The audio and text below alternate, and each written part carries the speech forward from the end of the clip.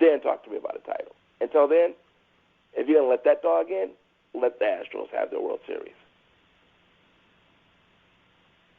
And I agree with you on that. With, you do that, you're not only with this are you opening, you open up Pandora's box in so many different ways. Not only, exposing what happened with the Astros, then exposing, Alex Cora, the Red Sox, which is still underway investigations, and what's going to happen with Alex Cora and anybody else who partook in that situation. But you're Russo, and however many, cheating, like it happens in every game in so many different ways. You do that, you strip that, you have to do it with everybody else. Strip them from their, Hall of Fame, strip them from their rings, strip them from whatever it is that, achievements they obtained. That's just, can you just only imagine the amount of how all the players that would be affected? Exactly. You do it for, and if you do it for one game, you have to do it for all the others. That's my point. NBA, football, Patriots. There's the whole situation there. Say what it may be. They don't do that though. Football and basketball, they don't do that. They don't go back and air all their dirty laundry over and over and over and over and then bring it up. Because if 2 teams cheated, 20 teams cheated. Look, about 15 years ago, 12 years ago, Donahue got exposed for being a dog cheater referee. Got exposed. Now, the NBA came out and said, we've done our investigation. That ref cheated. He's out of the game, period. But Mr. Stern, there's no other questions. We've already told you. Now, I'm not crazy. If Donahue was cheating, there was another dog out there cheating too. There's another ref cheating. But the NBA said, you know what? We're going to end it with this one. This is the guy that's going to fall on the sword. This is the one that's going to be the sacrificial lamb because he's guilty. He knows he's guilty. So you know what? We're sending him up the river. He's on his own. But the rest of you suckers, if you're doing it too, this was your warning to stop. Because if we catch you, it's a wrap. Not baseball. Well, we have exactly 102 people on this list that possibly did steroids, but we're not going to release that list. But we're going to leak that Alex Rodriguez is on it, but we're not going to tell you who's on that list, even though Alex Rodriguez was on it. Come on. Yeah. They do it to themselves. And then they mess around. I love the game, and as much as I love it, still it has its faults. They do it to themselves. So many ways.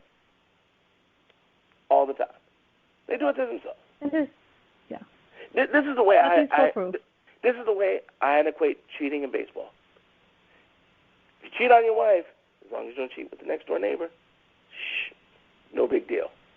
But if you do it with the next door neighbor, I can't believe you did that. You cheated. You used the camera.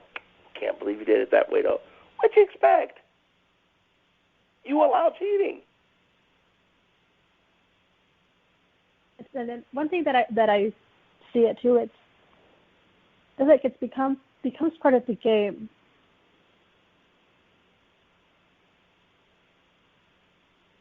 The period just is. Yeah. Whether it's steroids, PEDs, sign stealing, which we know that this isn't the first case of it, and it's happened in the past. Only it just was brought light upon it, and it's this happened of it. You can do it, but you got to outlaw all of it. That's my point. But there's no way to do it. How are you going to do that? Cool. You can't tell me it's okay to do pop greenies in the 60s, but you can't do steroids in the 90s. You can't tell me that. Because if greenies didn't help, they wouldn't use them. So you can't do that. So look at the NBA and the WNBA. If someone in the NBA slaps a female, they get suspended. You know what? If in the WNBA you slap your spouse, you get suspended. So what they're basically saying is, we don't care if it's man to woman or woman to woman or man to man. You slap your spouse, you're getting suspended. So they're basically saying, we don't care. It's not allowed. No tolerance at all whatsoever. So it doesn't matter. Big difference.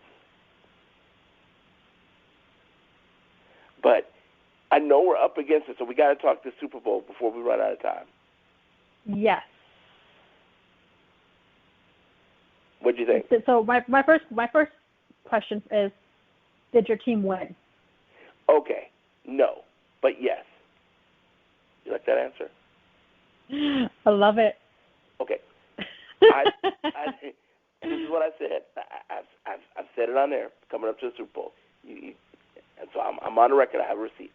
I said, I think defense and running always trumps everything. But I said, but Mahomes is a different dude. And so I'm reluctantly picking the defense, knowing that alien can come back from anything. And then when you put all that together and you analyze all the numbers, and I took in all the facts, and I looked at everything, and I looked at the history, and I looked at the city, and I looked at the totality of all of it put together, and I came to the most direct conclusion that I could always come up with. And you know what that is? What's that? I was rooting for the black quarterback. I was rooting for the brother. There it is. Too funny. For me, to be honest, I was indifferent. I just wanted a good game, as we all do, and not have it be a dud, like we've come to see at times. Yeah. But Mahomes just went out there and just, my God, did he do what he had to do? They both played a great game. They're both good quarterbacks. Jimmy has his way of, how he plays the game. Mahomes has his way there, but just the way that Mahomes just threw that ball and how he was able to come back and win it. I was like, this guy, from my notes, like, this guy just finds a way to get lucky, or he just knows what the hell he's doing.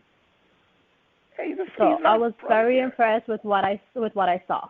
I don't follow the Chiefs closely. I don't watch as many games. But regardless, I was happy for either one of them to come up with the win.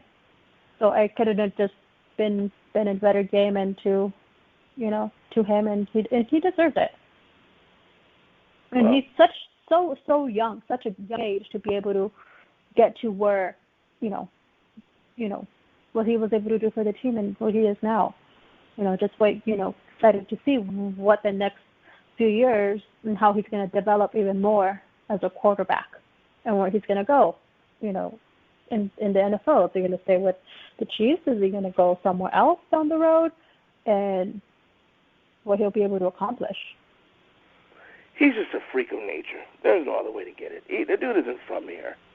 He's from this planet somewhere between Neptune and Jupiter. So not to say Jimmy's not to say that Jimmy is not a great quarterback in himself, but I think that he can be a better quarterback, and coming. Don't throw the word great out, Jimmy G. Don't do that. I bet you right now you can name 9. And I know we only got 4 minutes. I bet you can name 9 quarterbacks better than Jimmy G. Easy. Better than him? Probably do 15, but I bet you could do 9.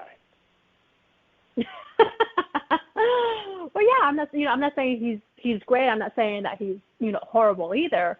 But I think he has some potential. He's average. Yeah. Jimmy G's average. He's on the good side of average, but he's average. Okay, let me ask you this. There's only one quarterback in the league right now, in my opinion, Patrick Mahomes, that every team would trade their quarterback for. If Kansas City right now and said, we'll trade you quarterbacks right now, Patrick Mahomes for your dude, damn well, even in Green Bay where they don't want to admit to it, even in New England where they don't want to admit to it, even in Baltimore where they don't want to admit to it, damn well they'll say, you know what, done. Let's do it before you change your mind. Oh, for sure. So, Patrick Mahomes, Watson, Jackson, Wilson, Brady, Breeze, Rogers. Hell, I just gave you 7 already. And I wasn't even trying. Yeah. Those are all the ones that ran through my head when you just asked that question. Yeah, I'm saying, but not even trying. If I said, yeah, Jimmy G for this dude, you'd be okay. Let's go. Let's do it now. Hurry up. So yeah. I think Jimmy G's on the good side of average, but I think that Kyle Shanahan put him in some tough positions where you asked him to do more than what he probably should do or what he would be able to do. So I think that hurt him a lot too. I think that they got away from some of the things that made them successful, and then when it got too late, then they tried to rely back on his arm when that's not him. And I know people say, well, you know, he threw that long bomb and he missed Emmanuel Sanders, and that happens. No, it doesn't. It doesn't happen. And this is where I get really frustrated when I hear announcers. It's not Aaron Rodgers. Saying that, no, it doesn't happen. You know why? Because Patrick Mahomes in that same game had a long pass, and he hit his guy. Yes. You know, Michael Jordan, at the end of the game, he hit his shot. Kobe hit his shot. LeBron hit their shot. They hit their shots. So don't tell me. Brady's done it. Aaron Rodgers done it. Drew Brees has done it. Yeah, don't tell me that. Derek Jeter, guess what? He got that base hit. Don't tell me that, you know, that just happens. No, because the great ones, they find a way to make it happen.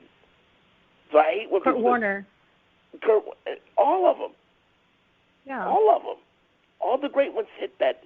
All the great quarterbacks hit that play. They wait all game for that play, and guess what? When it finally comes up, they smile and they hit that play. So I don't want to hear, it could happen to anybody. No, that's called a lottery, bozo. Skill doesn't happen to anyone. Skill is what you've worked on, what you prepare for. And when that moment comes, you're ready for it. Patrick Mahomes was ready for it. Jimmy G was not. We outplayed him for 3 quarters, 4-quarter game. Yeah, well, he put 20 up on him. He was up 20-10. Mahomes scored 21 in the 4th quarter. Basically, Mahomes could have played the 4th quarter and still outplayed him. I want to hear that nonsense. And just look at that, you know, just the last part of the game, what they did to the Niners. That was just brutal to see.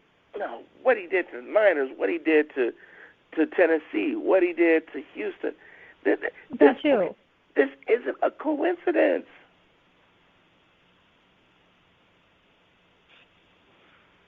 Not a coincidence. I agree. How about that halftime show? Oh my gosh, killer. I'm not even going to bring that up because you know what? That was so inappropriate for the kids. And my heart just goes out and it hurts. And what I think they should do, I think Shakira and J-Lo should come over to my crib, to the backyard, and do the show again. And then maybe I'll have a difference of opinion if I see it live.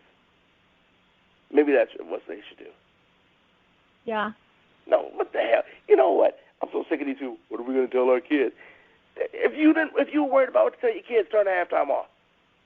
Because you know what? You're not to watch it. You chose. Shakira had fun. J-Lo had fun. And because they had fun, I had fun watching. Shakira is the most relaxed dancing machine I've ever seen in my life.